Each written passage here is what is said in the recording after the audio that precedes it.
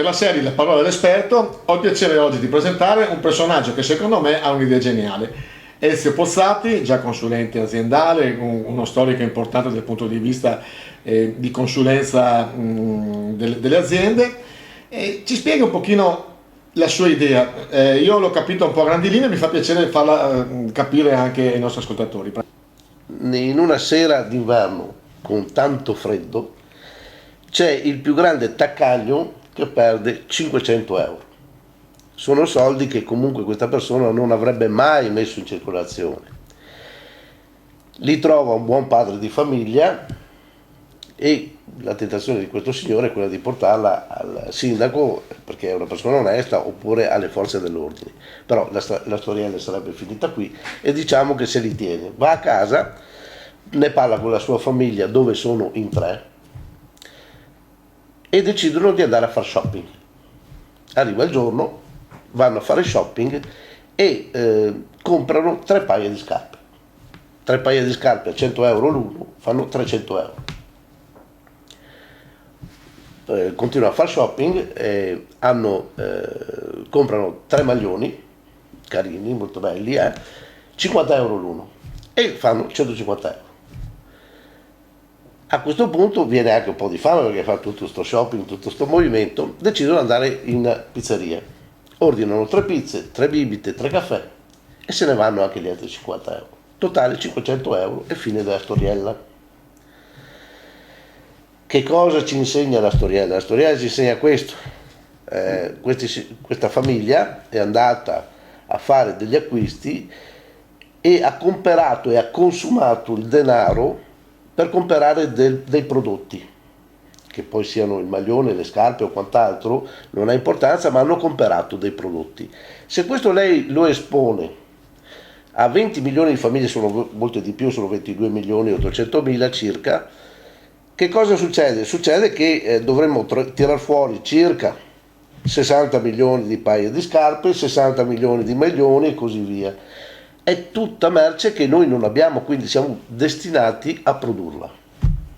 Ecco, allora lei dice, da questa storiella di partenza, perché lo Stato non presta 500 euro o un tot a fondo perduto ad ogni famiglia? E questo qua più o meno è il suo concetto.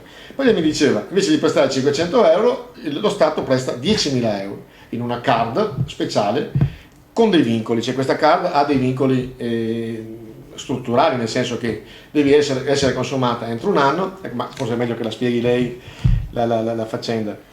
Allora, il concetto è questo. Il problema è la circolazione del monetario. Più denaro c'è in circolazione e più è la possibilità da parte di chi ha il denaro di comprare prodotti. In questo caso noi che cosa abbiamo visto negli ultimi anni? Abbiamo visto una forte tassazione relativamente a tutto quello che è di proprietà e anche di non proprietà, per rimpinguare le casse dello Stato o comunque ribilanciare quelle che sono le esigenze di carattere finanziario sul comparto del debito pubblico.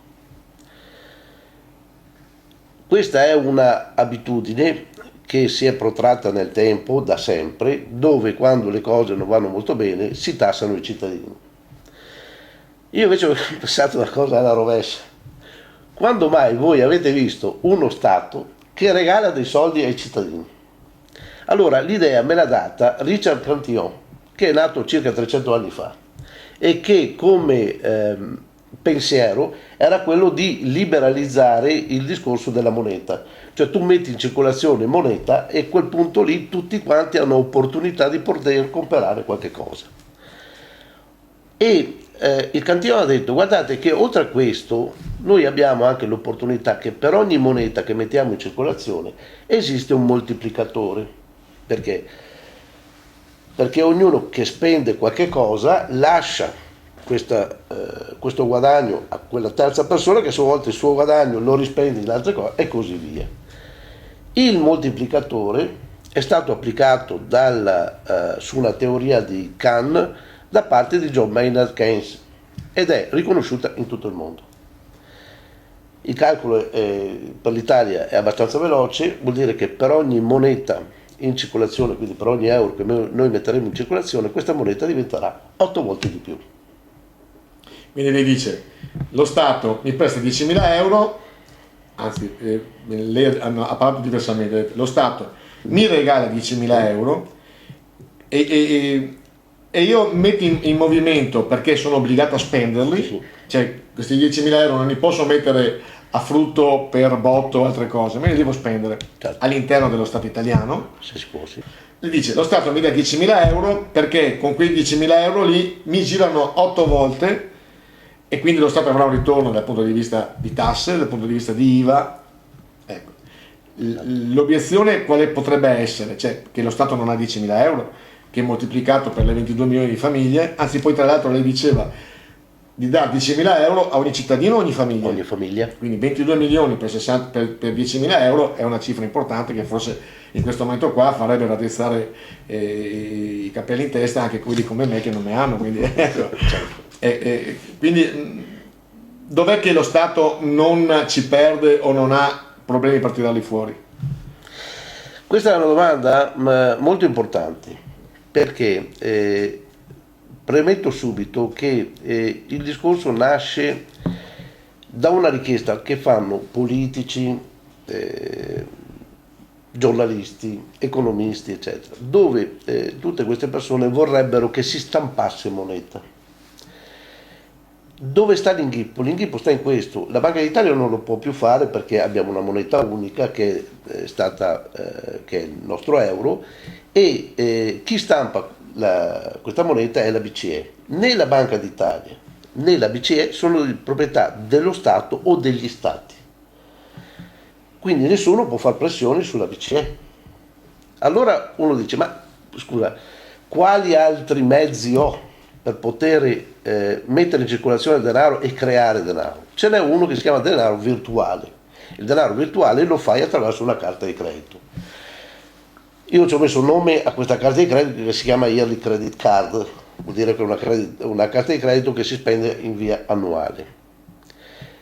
Regalo questa carta di credito alle famiglie italiane, che sono, adesso facciamo dei numeri tondi, 20 milioni, e lo Stato dovrebbe teoricamente spendere 200 miliardi.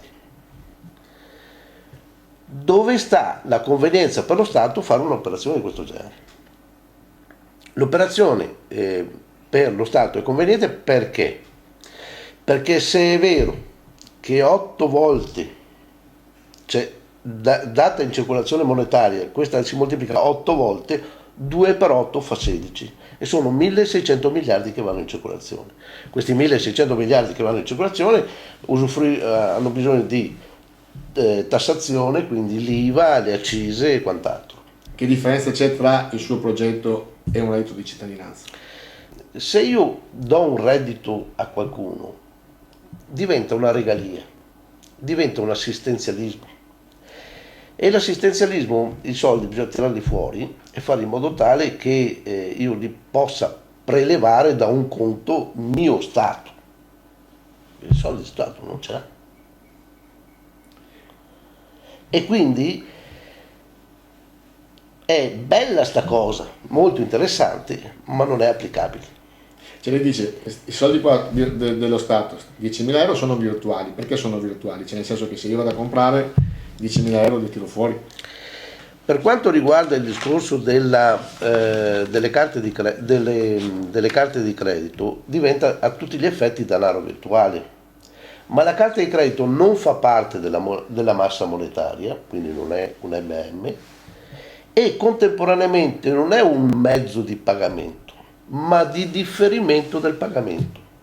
Facciamo un esempio: siamo nel mese di ottobre, io dall'1 ottobre al 31 di ottobre spendo tutto quello che voglio. So che il 10 di novembre dovrò pagare la banca per quello che ha anticipato in pratica e fare in modo tale di coprire quella spesa che io ho avuto. Quindi non è vero che io ho il denaro nel mese di ottobre, devo averlo il 10 di novembre.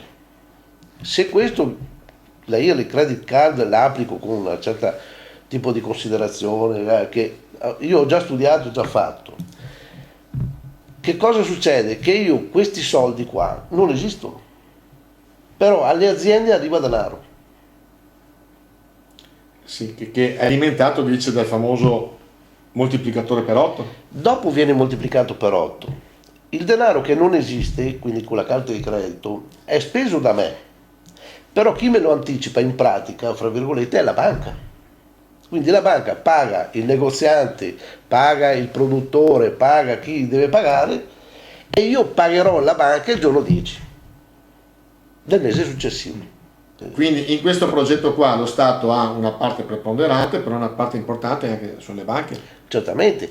E le banche non hanno dei vincoli dal punto di vista, cioè io so che per avere una carta di credito devi avere delle garanzie, cioè non è che la carta di credito te la danno a tutti, uno che ha dei problemi la carta di credito se la sogna.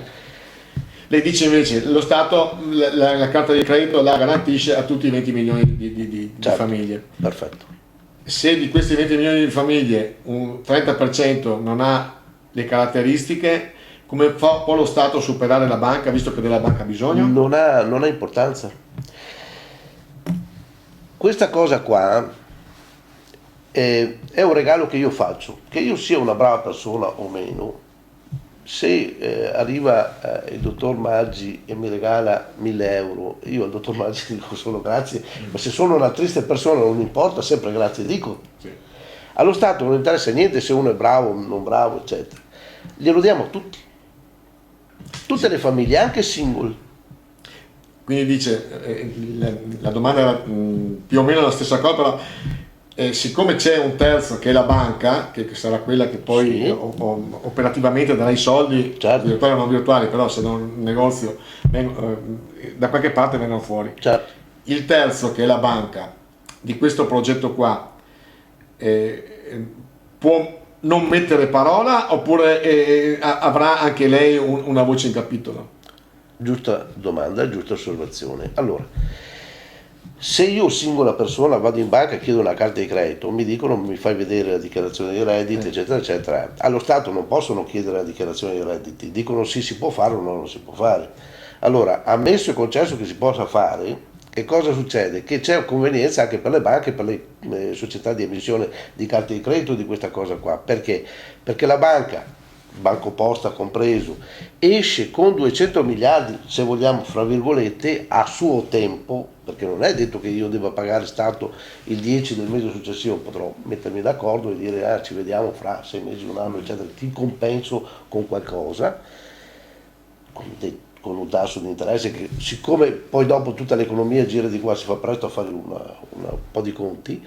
Alla banca conviene perché mette in moto e innesca un meccanismo da 3.200 miliardi, vale a dire che ne ha 1.600 in entrata e 1.600 ne ha in uscita. Sono 3.200 miliardi, non c'è neanche circolazione per questa roba qua. Ci dice la banca La convenienza ce l'ha. su questo. E allora sparte la domanda, perché non si fa? Perché occorre una volontà politica e basta. Qui non ho bisogno di fare leggi, non ho bisogno di fare niente, teoricamente non avrebbe neanche bisogno di andare in Parlamento. Basterebbe che mi mettessi d'accordo con la banca domani mattina, facessi questo annuncio e dicessi domani mattina, caro dottor Maggi, lei insieme alle sue 20 milioni di famiglie vada in banca, si faccia dare la sua carta di credito e veda di spenderla in prodotti e non in servizi. Lei dice, lo Stato in un momento di difficoltà regala 20 milioni di card a 10.000 euro l'una. Sì. L'obiezione è dove trova questi soldi? Gli dice, i soldi sono soldi virtuali, lo Stato dando l'obbligo di che questi soldi devono essere spesi, quindi non si può fare accumulo, non possono essere messi in botto, CCT oppure in investimenti stanziali e fissi, devono essere messi in circolazione, perché per un moltiplicatore ormai consolidato da Keynes o altri economisti importanti mi darà un movimento 8 volte superiore. Quindi dice, in un anno i 200 miliardi che io darò a queste famiglie diventeranno 1.600 miliardi in circolazione nel circuito nazionale. Lei dice, lo Stato avrebbe tutto l'interesse, le banche pure, ci sarà una tracciabilità, lo Stato avrà interesse perché le aziende che venderanno questi 1.600 miliardi in un momento di crisi pagheranno le tasse, ci sarà un movimento di IVA importante. Quindi lei ha valutato di quanto poi il vantaggio economico dello Stato in un momento che ha 2000 e rotti miliardi di debiti potrà essere monetizzato? Sì, l'ho fatto ed è un calcolo molto semplice, lo può fare chiunque. Allo Stato ritornano in tasca 440 miliardi, questa cosa qua, puliti, In un anno, cioè nell'anno solare che nell'arco sarà... dell'anno solare tornano 440 miliardi. 440 miliardi vuol dire che è il 24% di aumento di PIL. E qui guardo dentro la telecamera perché dire c'è un aumento del 24% del PIL significa fare delle affermazioni che non sono sicuramente gratuite. Questi 440 miliardi derivano dalla tassazione diretta, indiretta e dalle accise che lo Stato ha in circolazione momentaneamente e questi soldi qua, se uno vuole o se lo Stato vuole, li può destinare all'abbattimento del debito pubblico. Se il debito pubblico rimane intorno ai 2000 e rotti miliardi, 2200 circa che sono adesso, si riduce a 1800 miliardi e noi abbiamo un PIL che è in aumento a 2000 e passa miliardi, noi abbiamo tutta questa cosa qua dove il rapporto fra prodotto interno lordo e debito pubblico scende sistematicamente al 78%, non al 132% che è adesso, con buona pace ovviamente per lo Stato, buona pace per la compagnia di rating e soprattutto buona pace anche per l'Europa.